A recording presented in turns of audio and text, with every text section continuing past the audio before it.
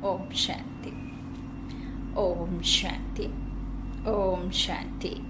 12/11/2021 प्रातः मुरली। ओम शांति। बाप दादा मधुबन। आज बेहद के बाप ने बेहद के बच्चों से मुरली के महावाक्यों में कहा, मीठे बच्चे, हर एक पार्टधारी आत्मा आधा समय सुख आधा समय दुख का पार्ट बचाती है। यह भी ईश्वरीय लॉ है। प्रश्न है, बाप जो समझाते हैं यह समझाने बच्चों की बुद्धि में यथार्थ रीति कब बैठेगी? उत्तर में बाबा ने कहा, जब बुद्धि शुद्ध बनेगी, जितना जितना जो पुरुषार्थ कर खाद निकालते जाएंगे, उतना बाप की समझाने बुद्धि में बैठती जाएगी। अभी तक बच्चे सतों तक भी मुश्किल पहुंचे हैं। हर एक का पुरुषार्थ अपना है। कोई सतो है तो कोई तमो भी है, लेकिन बनना है सतो प्रधान। बाबा क्या कह रहे हैं? मुश्किल। बाबा कहते कि अभी जो सतो तक भी मुश्किल से पहुंचे हैं, कोई रजो में भी है, बाबा कहते हैं, तो कोई तमो में भी है। जबकि बनना क्या है? बाबा कहते हैं सतो प्रधान। हाँ? गीत है दूर देश का रहने वाला। दूर देश का रहने वाला कौन? परम पिता परमात्मा। परे ते परे रहने वाला है ना, परम धाम निवासी, एवर प्योर। हाँ, तो कल्प बाद ही आता है। दूर देश का रहने वाला इस पराये देश में। हाँ, ओम शांति। जब मेले व प्रदर्शनी में बच्चे समझाते हैं तो जो समझाने लायक बातें हैं वह जरूर समझानी पड़े।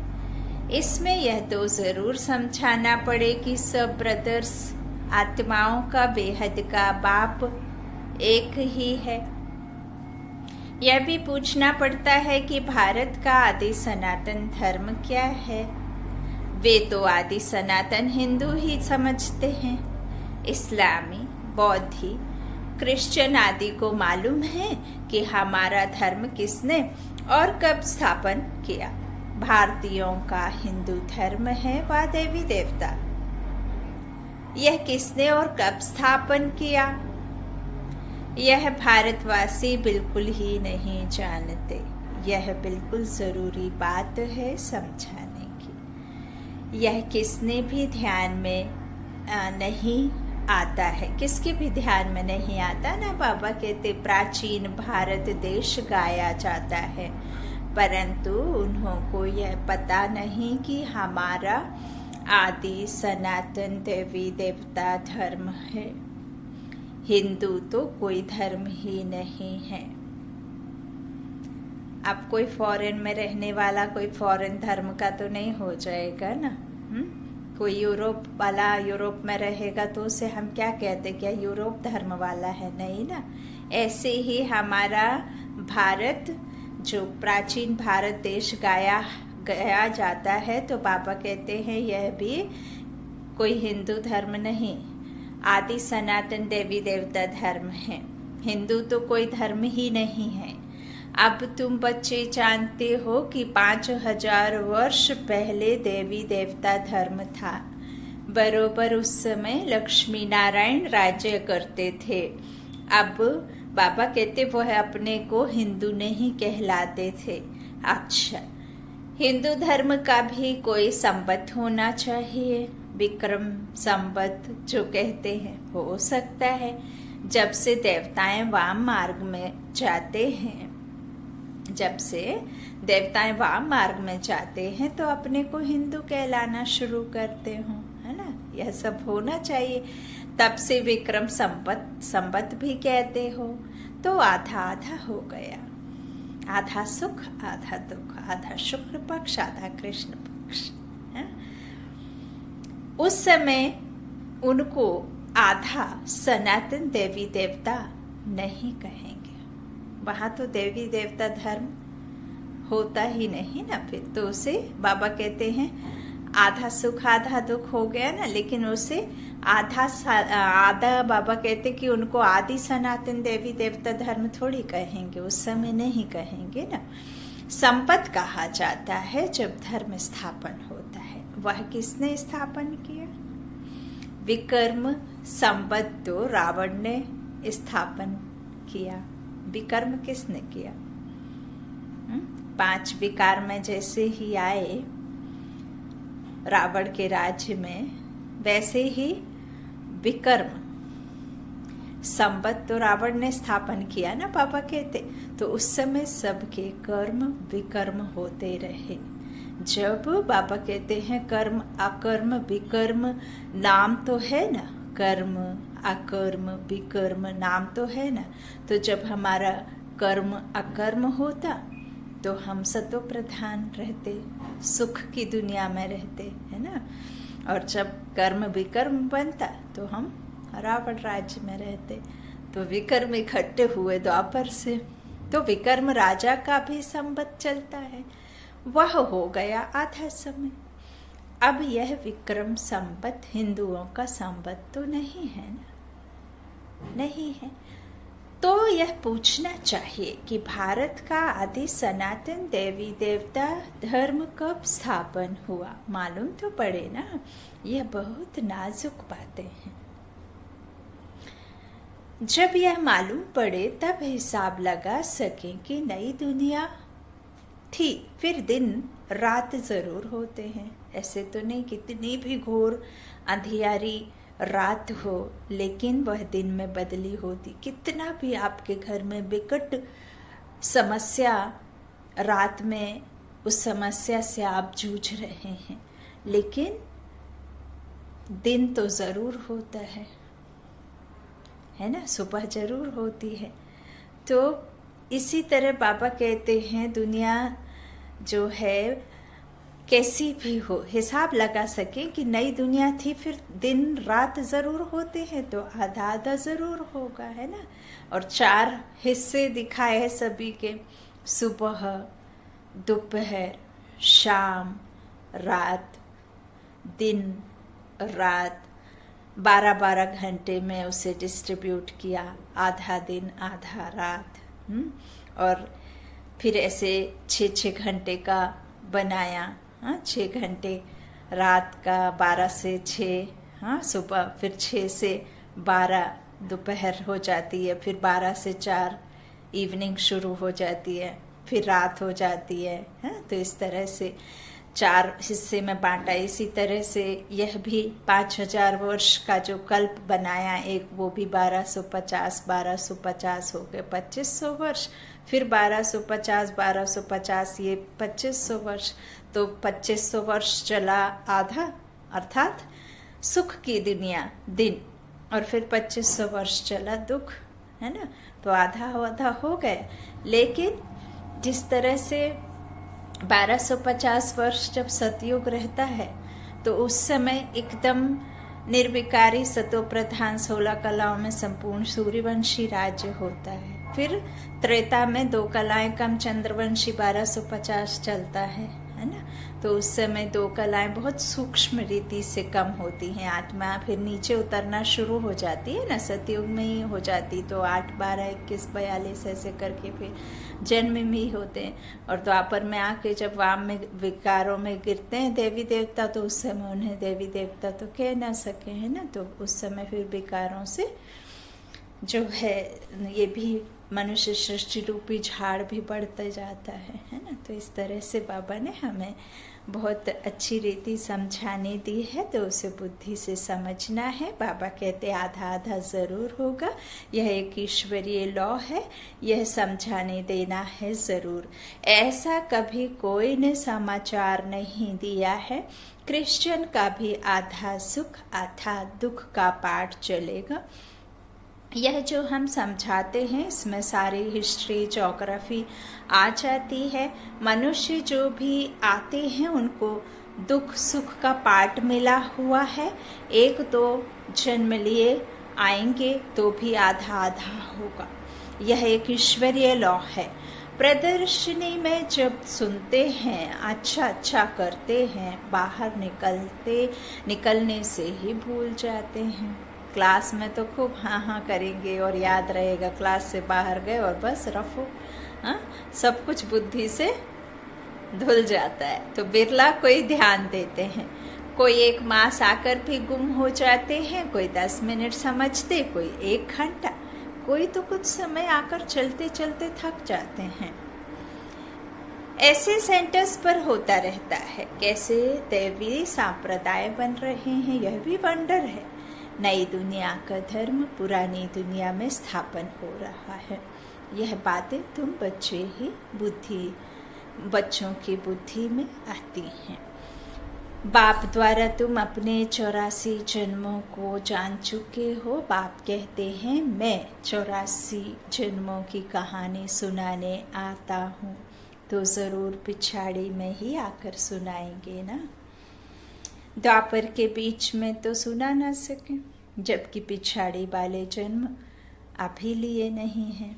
राजयोग का ज्ञान द्वापर में मिल ना सके, महाभारत लड़ाई भी द्वापर में लग ना सके। जो महाभारत की लड़ाई और श्री कृष्ण और अर्जुन का बताया है, वह द्वापर में बता दिया। तो सबसे पहले तो द्वापर में श्री कृष्ण ही नहीं होता, वो तो सतयुग में होता है, सत्व प्रधान। और वह भी एक एज के बाद में वह लक्ष्मी नारायण बन जाता, तो द्वापर में तो वो आ ही नहीं सकता। और द्वापर को इतना दूर ले जा करके सतयुग त्रेता को क्रॉस करके द्वापर में उन आत्माओं को, उन कृष्ण को और जो भी वहाँ के कैरेक्टर हैं जिनका पार्ट था, उनको द्वापर में ला करके खड़ा कर दिया। और फिर द्वापर में ये सब दंत कथाएं, इसके पीछे ये है वो है, अर्जुन को दिखाया। फिर पूरे वो मरे पड़े हैं, मरणशैया पे पड़े हुए हैं, ऐसे महाभारत की लड़ाई दिखाई है ना। फिर राम और रावण को एक साथ दिखा दिया। तो ना जाने क्या क्या, भगवान की जो है पत्नी चोरी हो गई, ब्रह्मा का दिल अपनी पुत्री पर आ जाता है। तो इस तरह से कृष्ण की पटरानियां बता दी। तो अब यहाँ यह भी समझना कि गोपी बल्लभ कौन, और कृष्ण कौन, और उनकी गोपियां कौन। तो स्वयं परमपिता परमात्मा गोपी बल्लभ, हम गोपियां आत्माएं। तो इतनी सारी आत्माएं जो हैं उस माशूक को याद करती हैं। हम सब उस परमात्मा के आशिक हैं। तो यह बातें बुद्धि से समझने की हैं, है ना। और अभी हम जो कुछ भी इन स्थूल नेत्रों से देखते हैं, ये जो पुरानी दुनिया है, अब ये पुरानी दुनिया जब तक खत्म ना हो तो नई दुनिया कैसे रचे, है ना। ये पतित तन है, उसे भी जाना है। इस संसार में जो भी तमो प्रधान है, चाहे वो 5 तत्वों में हो, चाहे किसी भी तरीके से हो, लेकिन उससे खत्म होना है, तब तो सतो प्रधानता आएगी। तो ये सब जो क्लीनिंग चल रही है, वो क्लीन होगा तभी तो फिर सफाई खत्म करके फिर नया होता है ना। तो इस तरह बाबा कहते हैं महाभारत लड़ाई के बाद ही सतयुग स्थापन होता है। तो लड़ाई भी द्वापर में लग ना सके ना, अर्थात देवी देवता धर्म स्थापन होता है। उनसे पहले ब्राह्मण धर्म स्थापन होता है। देवी देवता धर्म स्थापन होने से पहले बाबा कहते ब्राह्मणों को भी तो रचना है ना, तो ब्राह्मण धर्म स्थापन होता है तो जरूर ब्रह्मा द्वारा स्थापन करते होंगे। ब्रह्मा द्वारा ब्राह्मण स्वयं कौन करता है? ईश्वर, है ना।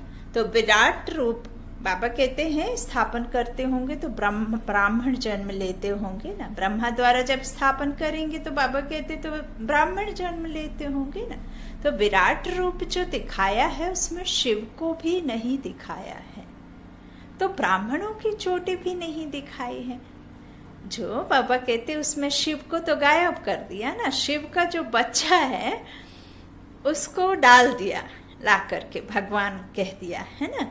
पिता और बच्चे की बायोग्राफी को मिक्स कर दिया तो कितना कंफ्यूजन हो गए, कितना कंफ्यूज्ड हो गए, इतना मूझ गए हैं पूरा मनुष्य आत्माएं कि उनको समझ में नहीं आता कि किस बात पर विश्वास करें और क्या सत्य है क्या सत्य नहीं है ना। क्योंकि उन्होंने तो वही सुना बचपन से, उनका भी दोष नहीं है ना।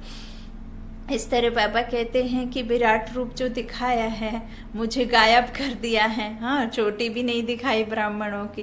प्रदर्शनी में भी विराट रूप वाला चित्र होना जरूरी है। ब्रह्मा द्वारा पहले जरूर ब्राह्मण रचेंगे, फिर वह ब्राह्मण कब और कहाँ रचते हैं।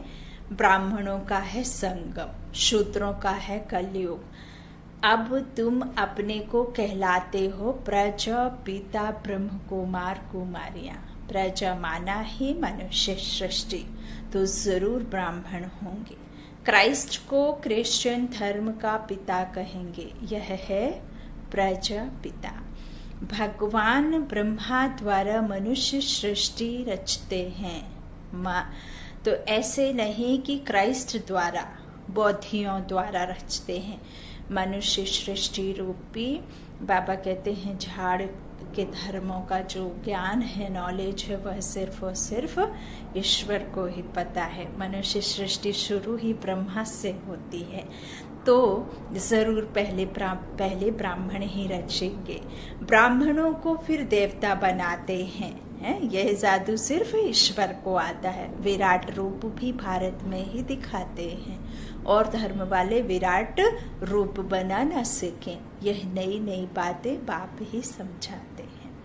नई पॉइंट्स भी निकलती रहती हैं, पुरानी भी निकलती रहती हैं, क्योंकि नए नए बच्चों को भी कुछ नई कुछ पुरानी पॉइंट्स मिलने चाहिए जो समझें। जब तक अल्फ वे बुद्धि में नहीं हो तो और क्या समझेंगे, तुम जानते हो। अल्फ वे किसको समझाना बड़ा सहज है।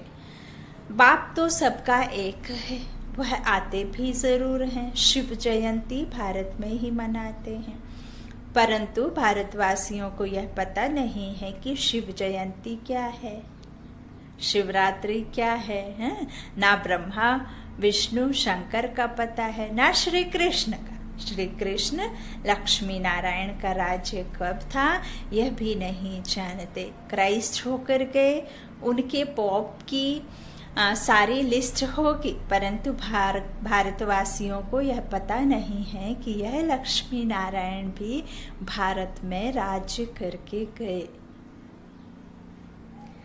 जो भी चित्र बनाते हैं, पूजा करते हैं, उनका ऑक्यूपेशन बिल्कुल ही नहीं जानते। अब हम मंदिर में जाते हैं, मंदिर में आप कुछ चढ़ावा लेकर जाते हैं, नारियल है, अगरबत्ती है, स्वीट है, पैसा है, जो भी लेकर जाते हैं, तो वो जो मंदिर में स्थापित मूर्तियां होती हैं वो तो वह सब ग्रहण करते नहीं हैं। पंडित के द्वारा मूर्तियों तक ले जाया जाता है, फिर आधार पंडित होकर के उनके द्वारा ही फिर वापस वो जो भी जैसे भी वहाँ रखते हैं थोड़ा थोड़ा मिक्स कर देते हैं, ऐसे करके फिर आपको रिटर्न करते हैं, है ना। आप मंदिर में खड़े होते हैं, तिलक तो देवी देवता की मूर्ति जो मंदिर में है वो उठ करके आपको टीका नहीं लगाती हैं, ना ही वो प्रसाद उनके हाथों से मिलता है, तो हमें किसके द्वारा मिलता है, पंडित के द्वारा। अब वो मंदिर में विराजमान जो मूर्तियां हैं वो तो अगरबत्ती की खुशबू लेती नहीं है, वो तो स्वीट खाती नहीं है ना। तो हम अगरबत्ती की खुशबू लेते हैं, हम ही स्वीट चढ़ाते, हम ही। तो ये धन, ये चढ़ावा, ये जो भी हम उधर मूर्तियों को देते, तो चैतन्य शक्ति आत्माएं तो उसमें है नहीं, भूत पूर्वज हैं जिनके जो भासना आई वो पवित्रता, प्यूरिटी की जो उसमें होती थी, तो वैसे हमने मन में आया, संकल्प से रचना हुई ना, तो ऐसे हुआ करते थे या ऐसे होते होंगे। मनमोहन कहते ना, मनमोहने वाली होते होंगी सूरत उनकी, या ऐसे ऐसे वो श्रृंगारित रहते होंगे। लेकिन रियलिटी में जो लक्ष्मी नारायण हो या देवी देवता जो भी हैं, चाहे कृष्ण हो, चाहे जो भी दुर्गा हो, काली हो, जो भी हो, उनकी मूर्तियां बनती, लेकिन यथार्थ में किसी ने देखा तो नहीं ना। क्योंकि ये जो संगम पर परमात्मा हमें ज्ञान दाता ज्ञान देते हैं, तो ये ज्ञान तो प्रायः लोप हो जाता है। तो वो कैसे हैं, क्या है, कैसे भी किसको भी नहीं पता है ना। लेकिन यहाँ ईश्वर ने हमें बताया है कि हमारे जैसे ही उनका भी एक मुख, दो आंख, दो कान, दो हाथ, दो पैर, हमारे जैसे ही रचना। लेकिन वहाँ धर्म श्रेष्ठ, कर्म श्रेष्ठ होता है ना। आत्मा निश्चय कर कर्म अकर्म बनता है। और आत्मा जब आत्मा तो बड़ी छोटी होती नहीं, शरीर बड़ा छोटा होता है और आयु भी महसूस नहीं होती। 150 वर्ष की आयु हुई, पता चला कि हम 150 वर्ष के हो गए। तो सांप का जो बाबा ने दिया हुआ है कि जैसे सांप अपना एक वो छोड़ देता है ना स्किन, वैसे ही फिर नए बच्चे का सतयुग में 150 वर्ष के बाद में नया जन्म ले लेते हैं शरीर छोड़ करके। तो वहाँ तो ये सब जो बातें हैं ये तो हमारे साथ जाएगा नहीं, बाबा कहते हैं। तो ये सब तो हमें संगम में सिर्फ बाबा बताते हैं, और हमें इस दिव्य दृष्टि से, तीसरे नेत्र से, इस ज्ञान चक्षु से, समझ के तीसरे नेत्र से वो सब चक्र लगाते हैं, है ना। तो बाबा ये सब बातें बताते हैं। वहाँ जाकर के बाबा कहते हैं यदि ज्ञान साथ में चला जाए तो फिर सुख के बाद दुख होना है, तो फिर वो सुख की अनुभूति नहीं कर पाएंगे। वो समय को हम निश्चिंत निश्चय होकर के जिए नहीं पाएंगे यदि हम यह ज्ञान लेकर जाएं तो कि दुख आएगा वापस, है ना। तो यह सब बातें बाप हमें समझाते हैं। बाबा कहते हैं जो भी चित्र बनाते हैं, पूजा करते हैं, उनका ऑक्यूपेशन बिल्कुल ही नहीं जानते। देवताओं से फिर क्षत्रियों ने राजाई कैसे ली, क्या लड़ाई की? क्या हर युग में परमात्मा आकर के, जैसे सतयुग खत्म होगा तो त्रेता में फिर आएंगे, त्रेता के लिए फिर आएंगे, फिर त्रेता खत्म होगा तो फिर द्वापर के लिए फिर आएंगे, फिर द्वापर खत्म होगा तो फिर कलयुग के लिए फिर आएंगे। यदि इसी तरह से उनका आना जाना होता तो फिर इस संसार में इतना दुख नहीं होता, ड्रामा की सीन ही बदली हो जाती है ना। तो ऐसा तो होता ही नहीं। बाबा कहते क्या लड़ाई की, राजा ही बदली होती है तो जरूर कोई ने विजय पाई। हाँ, तो वहां तो यह बात ही नहीं। वह तो अच्छी तरह राज्य देते हैं। मनुष्य तो कितने अंधियारे में है।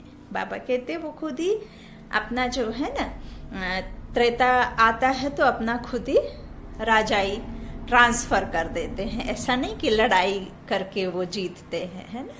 तो वहाँ ऐसे सब कुछ नहीं। मनुष्य तो कितने अंधेरे में है। बाबा कहते हैं तुमको कितनी रोशनी मिलती है। ऐसे भी नहीं सब बातें किसको याद रहती हैं, नहीं। तो बाबा ने जो समझाया वह सब प्रदर्शनी में समझाना चाहिए। प्रदर्शनी में एक दिन आते हैं फिर दूसरे दिन आते नहीं, कुछ भी पता नहीं पड़ता है कि समझते हैं व नहीं। ओपिनियन में लिखाना चाहिए कि पहले हमको यह पता नहीं था तो देवी देवता धर्म कहाँ गया।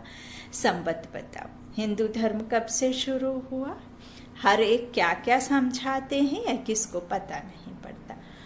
ओपिनियन रखने वाला भी चाहिए। तुम सिद्ध करके बताते हो 5000 वर्ष का यह चक्र है, लिखो।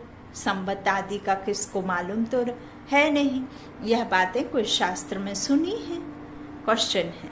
फिर हमने कहाँ से सीखी? तो हमको सिखाने वाला जरूर भगवान होगा। भगवान भी कर यह बातें कोई समझा ना सके, वह भी जरूर कोई तन में आएगा। नहीं तो हम आत्माओं को कैसे, मनुष्य इस जीव को पहना हुआ है, इस शरीर को, तो इस शरीर को पहनने के बाद तो हम इनके द्वारा ही सुनेंगे ना, और इसके द्वारा ही सामने वाला बोलेगा, है ना। तो फिर यही चाहिए होगा हमें सुनने के लिए और बोलने के लिए। तो ऐसे ही सुप्रीम सोल वो ऊपर से लाइट चमकाएगा और कुछ लाइट चमकते हुए हम प्रेरणा से सब कर लेंगे क्या? अब ऐसे तो कृष्ण और अर्जुन सामने खड़े थे, लेकिन जब तक उन्होंने अपना नहीं दिया, आकर के पूरा इंट्रोडक्शन खुद के मुंह से नहीं बताया, तब तक तो वो लाइट के द्वारा तो नहीं समझे ना। प्रेरणा से कुछ होता नहीं ना, बाबा कहते हैं। तो मैं तो सुप्रीम सोल हूँ, जैसे तुम आत्मा है, जब तक शरीर नहीं लेते तब तक तो तुम बोल बता नहीं सकते हो। तो मैं भी तो सोल, सुप्रीम सोल हूँ, तो मुझे भी तो चाहिए बोलने बताने। तो इसीलिए फिर आधार लेते हैं। बाबा कहते हैं ज़रूर कोई तन में आएगा। परमात्मा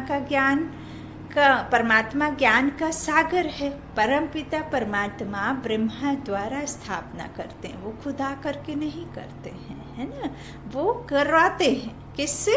ब्रह्मा के द्वारा। तो आदि मध्य अंत की नॉलेज देते हैं, उनका नाम है शिव। तो भक्ति मार्ग में उनके ढेर नाम रख दिए हैं, कम से कम 1.5 लाख अपनी अपनी भाषा में उनके नाम रखते हैं।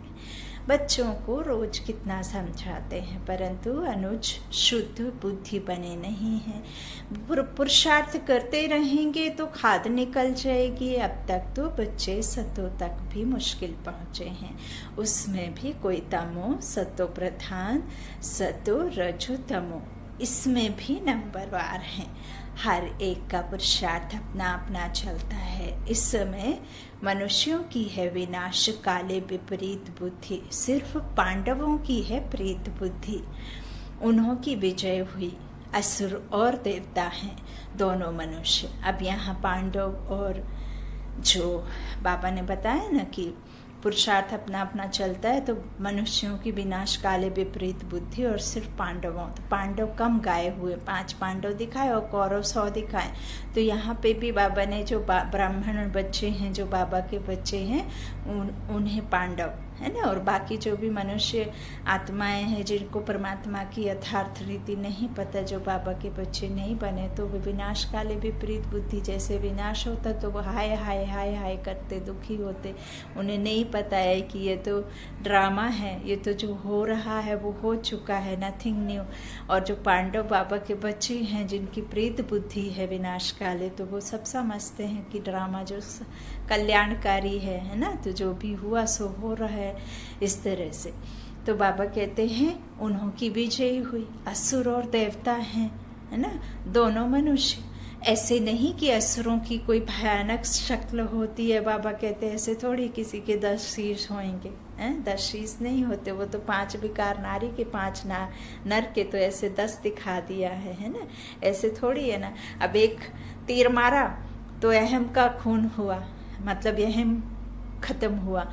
फिर दूसरा हुआ तो उसका पाप, जो भी उनके मन में जो घृणा थी, द्वेष थी, वो सब एक एक करके एक एक दिखाते हैं ना। तो वो समझाने के लिए होते हैं, है ना, कि कैसे विकार खत्म होते हैं और कैसे हम उनके ऊपर में जो सत्य पर विजय पहनते हैं ना, झूठ पर।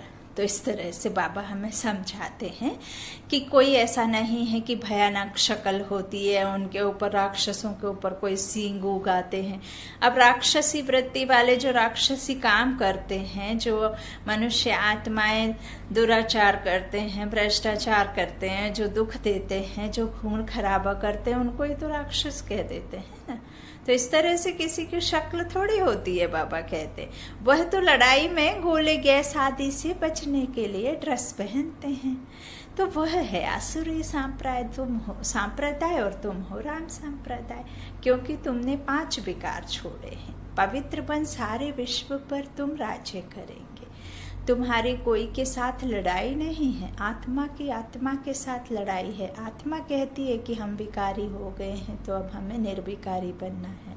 तो आत्मा ज्ञान अग्नि में, है ना, योग अग्नि से अपने पापों को, अपने पुराने विकर्मों को दग्ध करती है। और योग अग्नि किसकी? वो ज्ञान सूर्य पिता की। हाँ, तो उस ज्ञान सूर्य पिता की जो किरणें हैं, जो शक्तियां हैं, जो रोशनी है, वो तेज, वो जलाता नहीं है, वो तो शीतल है, प्रेम से भरपूर है।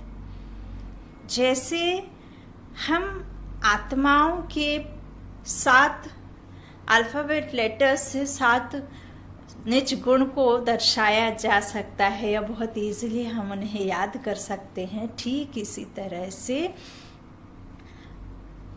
परमपिता परमात्मा, पीपी, परमपिता परमात्मा, सुप्रीम सोल शिव, है ना। तो सुप्रीम सोल शिव है ना, सर्वशक्तिमान शिव।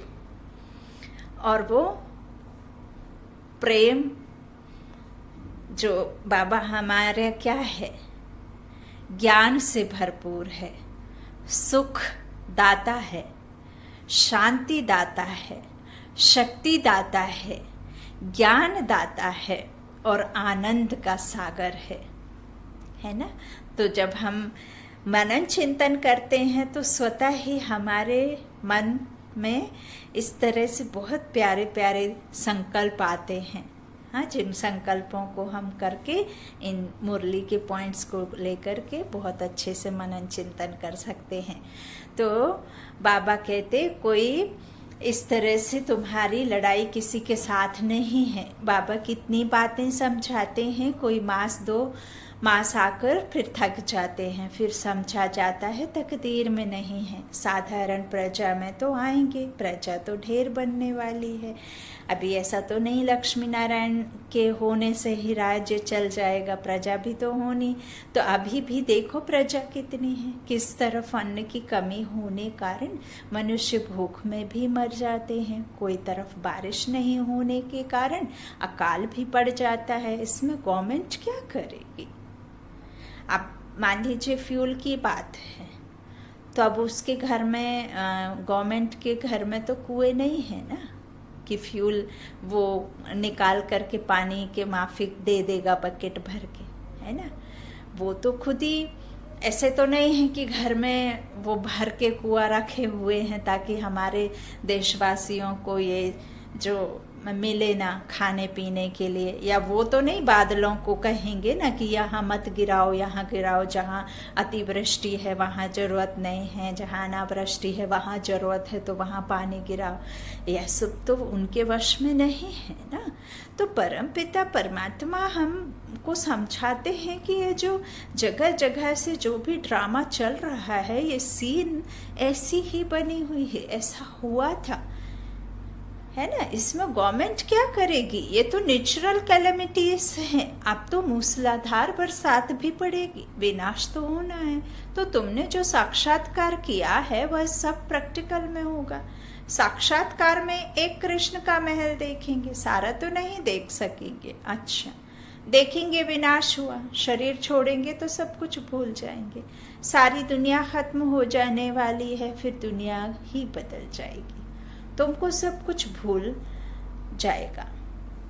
अभी तुम्हारे में शुरू से लेकर अंत तक जब सब नॉलेज है, मूल वतन सूक्ष्म वतन का चक्र कैसे फिरता है ना, देवी देवता कैसे, हम त्रेता में मंदिरों में विराजमान देवी देवता रहेंगे या थे, कैसे हम सतयुग में महाराजा महारानी बनकर महाराजन महारानी का पार्ट बजाएंगे, है ना, कैसे सोने के महलों में रहेंगे, कैसे खाएंगे पिएंगे। तो यह सब जो है ना, कैसे जो चक्र फिरता है, यह सब नॉलेज अभी है ना। तो सारी नॉलेज बाप ने दी है, जिसमें जितना जास्ती ज्ञान उतना जास्ती नशा रहता है। अभी हम मास्टर नॉलेजफुल हो गए, फिर जब विनाश होगा हमारा शरीर खलास हो जाएगा, इस जन्म तक की ही नॉलेज रहती है।